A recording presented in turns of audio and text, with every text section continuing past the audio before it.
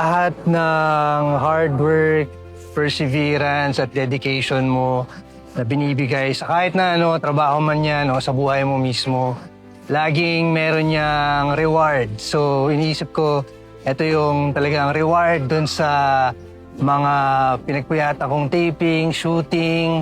Ito yung parang balik dun sa dedication na ginawa mo buong career. So yun.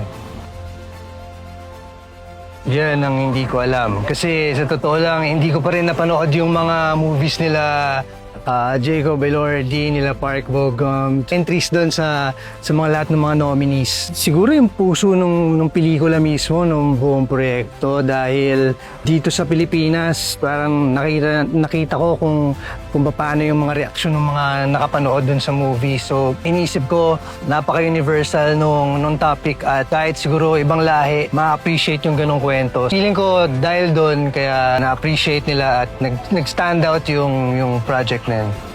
Siyempre, lahat ng yan ay hindi mangyayari kung hindi dahil sa lahat ng mga sumusuporta. So, inaalay ko ito sa kanilang lahat, sa lahat ng mga sumusuporta, sa mga artistang Pilipino.